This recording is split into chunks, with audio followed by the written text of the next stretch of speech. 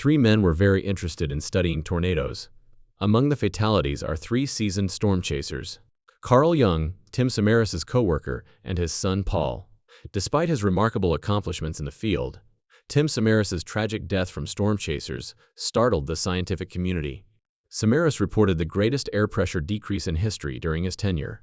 On June 24, 2003, an F4 tornado hit close to Manchester, South Dakota, producing 100 HPA in less than a minute. Unfortunately, Samaras, his son Paul, and colleague Carl Jung died while capturing a large tornado in El Reno, Oklahoma, when he was following his love for understanding severe weather occurrences. What is so important about this tragedy? We'll reveal it all in this video. Come on, body. Tim Samaras' tragic and painful story.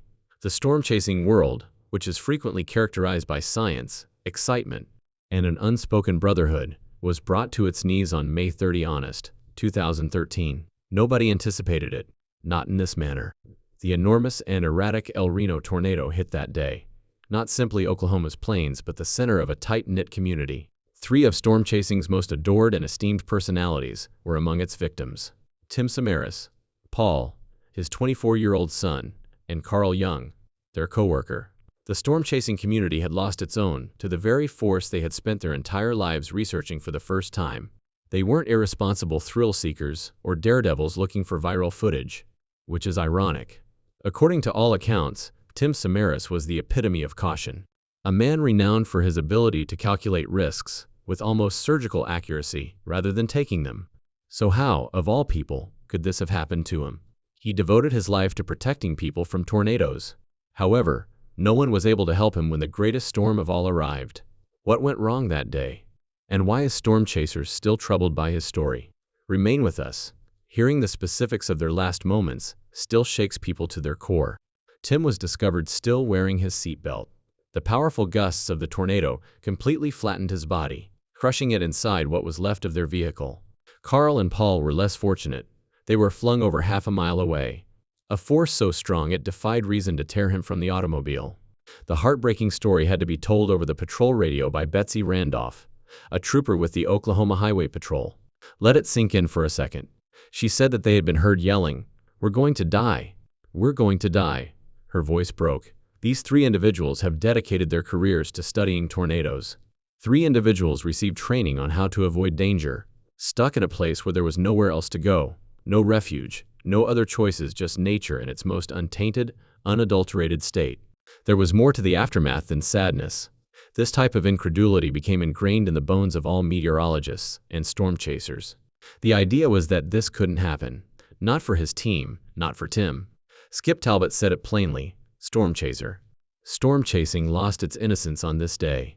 Prior to that day, there was a belief, possibly a myth, that the cautious, true pros could outmaneuver the storm. However, that illusion was destroyed after El Reno.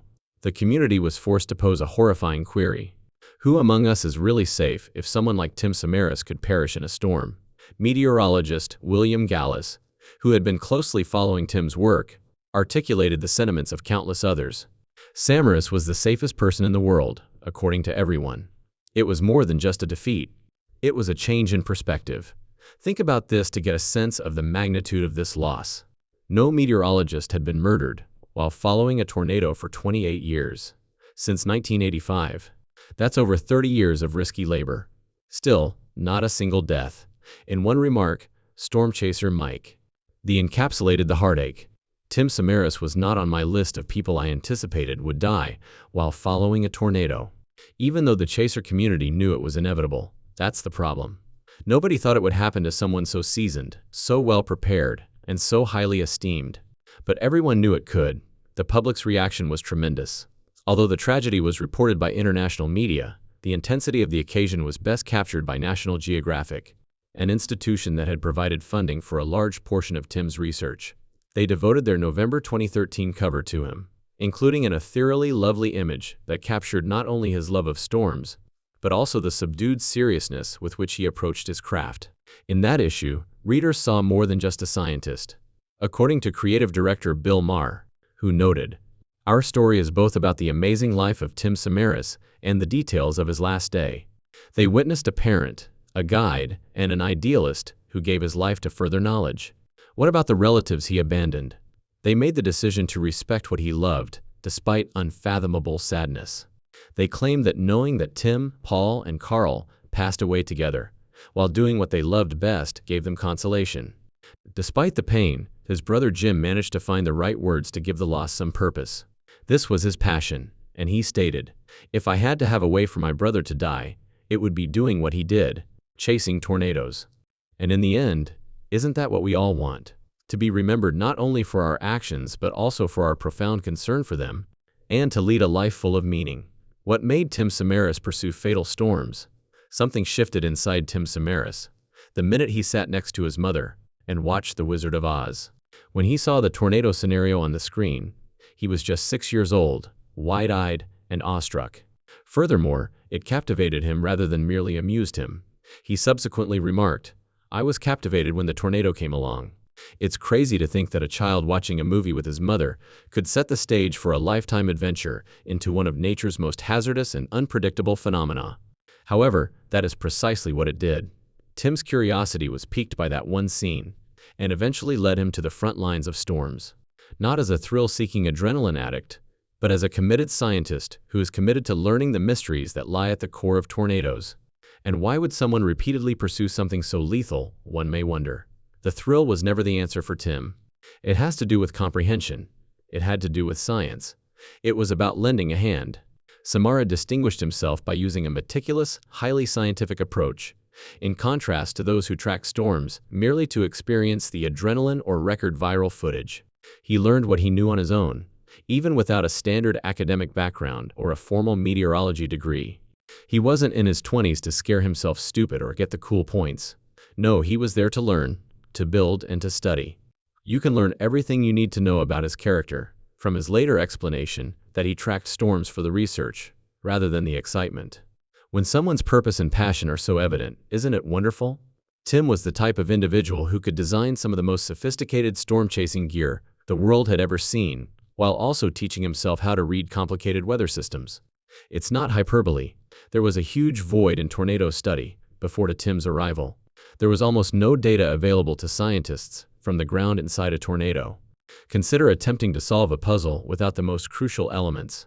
Until Tim made the decision to alter that, it was the situation that researchers faced.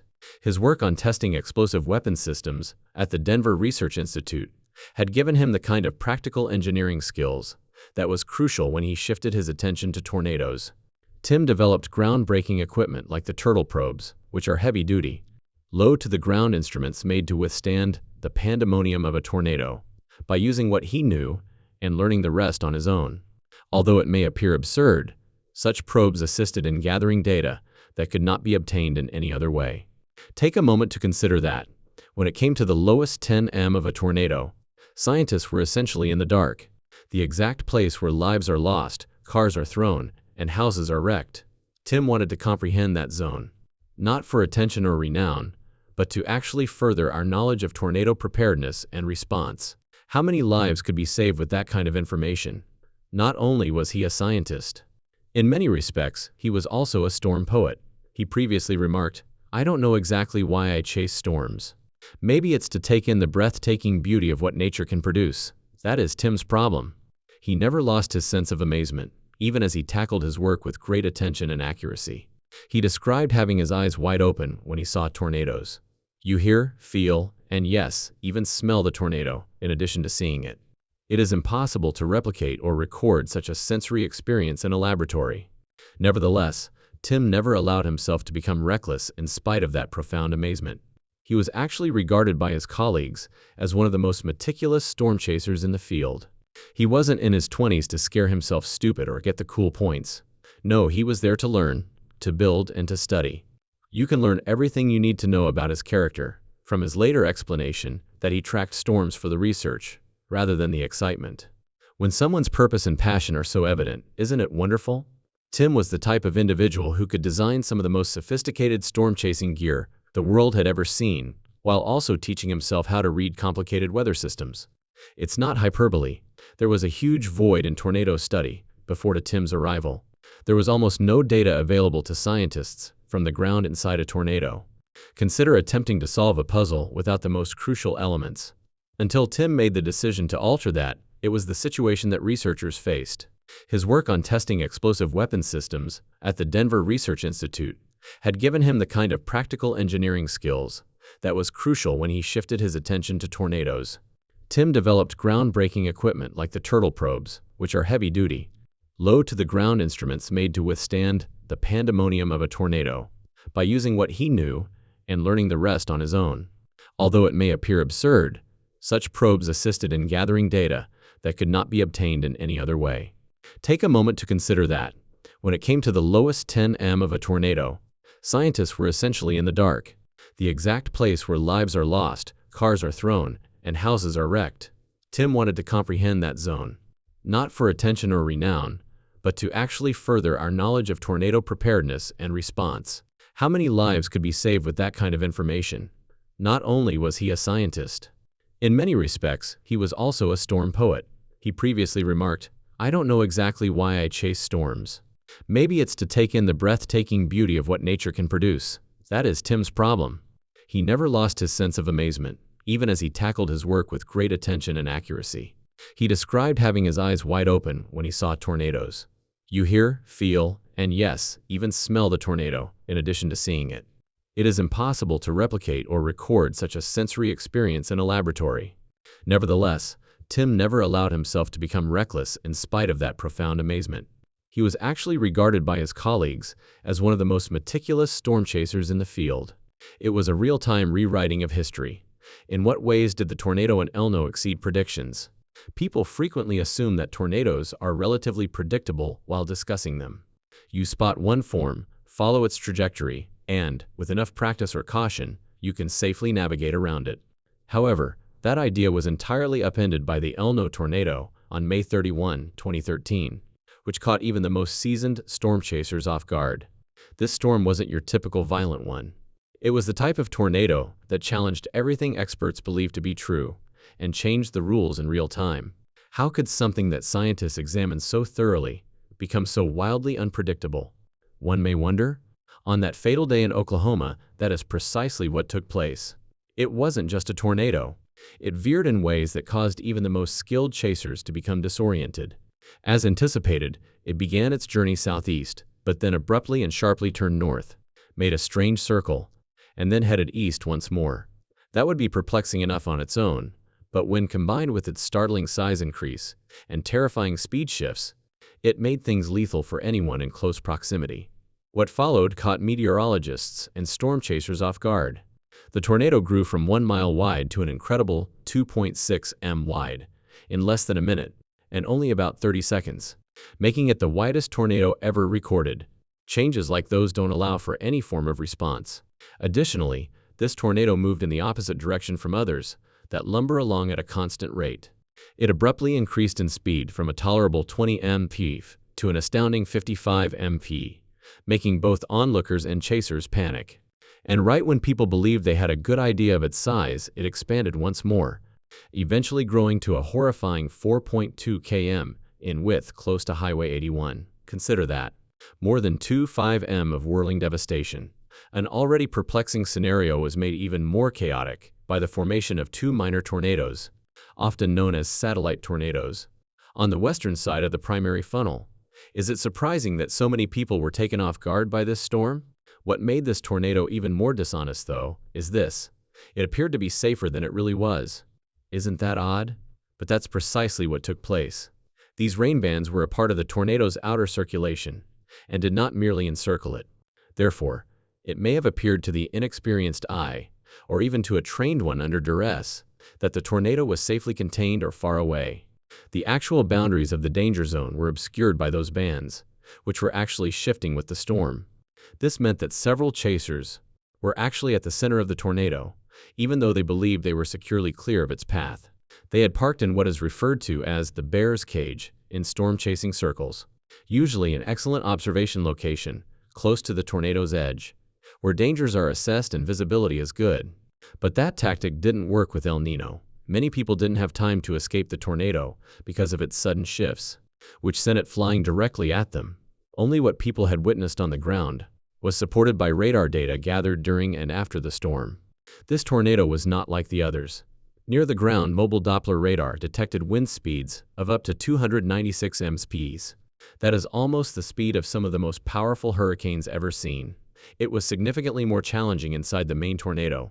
The radar revealed several smaller, potentially catastrophic vortices circling the core. Radar scans indicated that one of these interior vortices was very strong, with winds approaching 200 mph. It moved wildly, racing at over 100 mph at moments, and sitting motionless at others. Tragically, a number of storm chasers were killed by this concealed threat after they ventured into what they believed to be a clear area, only to be caught in a swirling tangle of wind, rubble, and flying metal.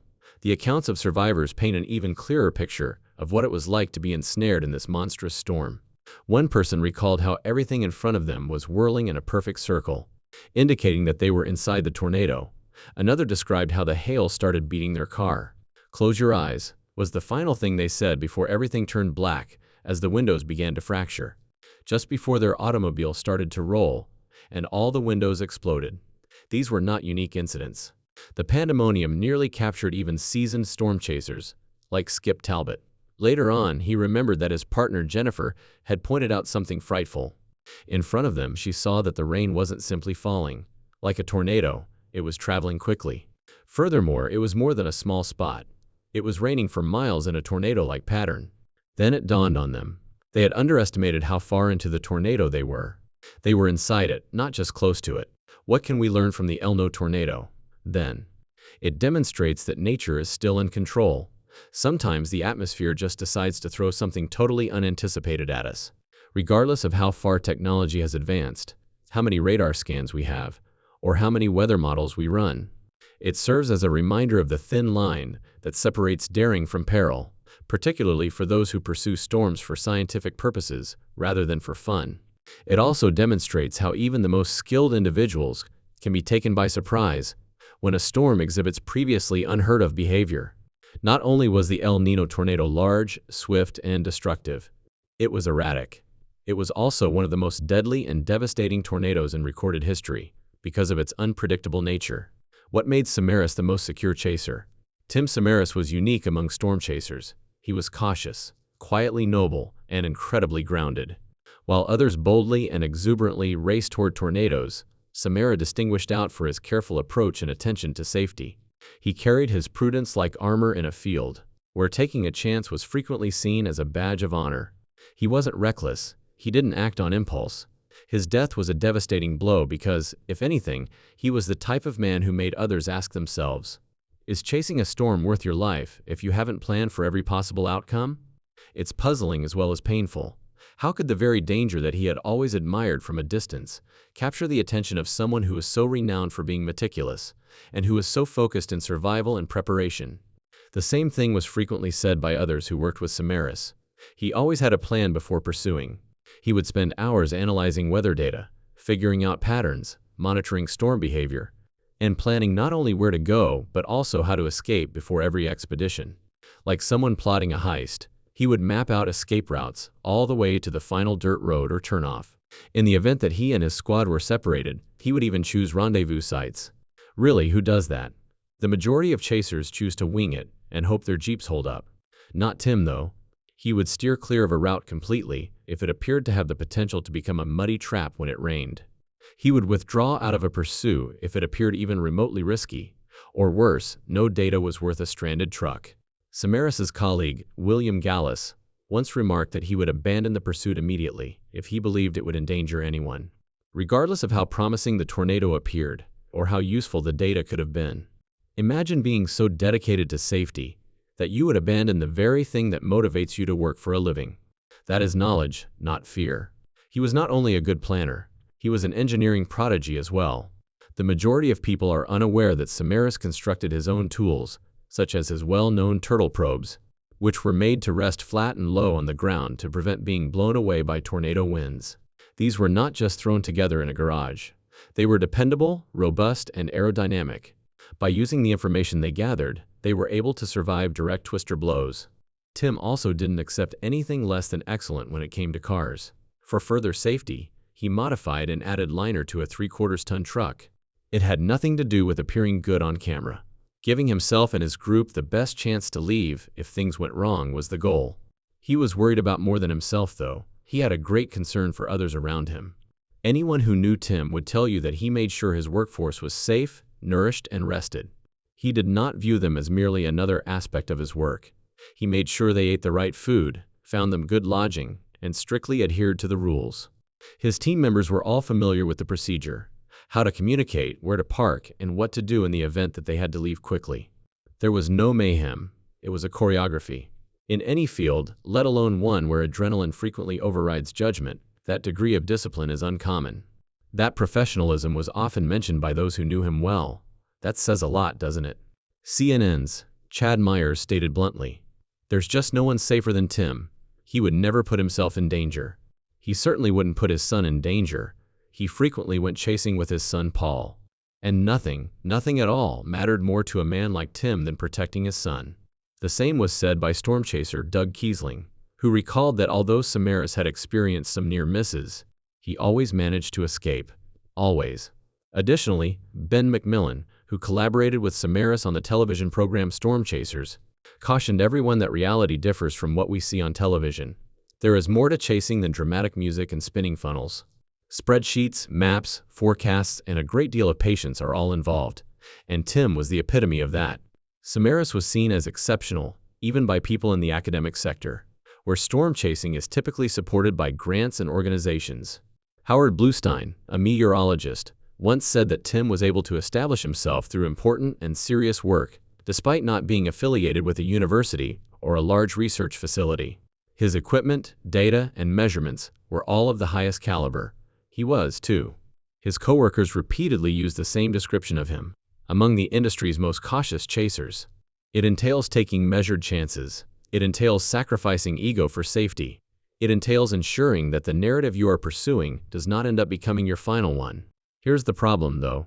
When the storms pass, traditions like Tim's don't simply disappear. They had an impact on safety procedures, science, and the emotions of people he inspired. Now, how does that legacy appear? Who is that torchbearer? And how is the sky still being shaped by his spirit? Stay to the very end, because Tim's legacy is far more powerful than any storm he has ever encountered, and may surprise you with how it continues today. In what ways does Samaras's legacy endure today? Tim Samaras lost his life in the deadly El Niño storm, yet his influence on tornado science endures to this day. Furthermore, others contend that its influence has never been greater. He continues to be discussed with a certain quiet veneration among meteorologists, not only because of his manner of passing away, but also because of his fervent devotion to the science he cherished. It's nearly hard to discuss tornado research in a meaningful way without bringing up his name. What, therefore, was so important about his work that it still influences the field so much after his death? Well, the data is where it all begins. Tim pursued storms for more than simply the rush. He created his own probes to enter tornadoes and record real-time measurements that, prior to his arrival, had only existed in the realm of science fiction. Nor were they merely high-tech devices. Important information including abrupt decreases in pressure, erratic wind speeds, and sharp temperature fluctuations were noted, facts that are essential to comprehending the behavior of tornadoes. The problem is that scientists may use this type of data to improve their projections and offer more precise warnings. To put it another way, Tim's efforts still save lives today. However, Tim left behind more than just numbers and instruments. It's inscribed in people too. Globally, young scientists were drawn to his calm, meticulous, and almost humble approach to storm chasing. Numerous aspiring engineers and meteorologists claim that he influenced their professional decisions. When someone's enthusiasm piques others' interest, isn't that something? Tim did not receive traditional training at a university laboratory. He learned a great deal of what he knew on his own, and yet he was able to alter people's perceptions of extreme weather via sheer willpower and genius. Tornado research courses are now offered by a number of universities. Additionally, Samaras's techniques are frequently taught in those very classes. Consider that. By following in the footsteps of someone who began making equipment in his garage, students are learning how to deploy instruments and analyze storm data. Naturally, the scientific world didn't simply go on following his passing. They paid tribute to him the way true heroes should be remembered.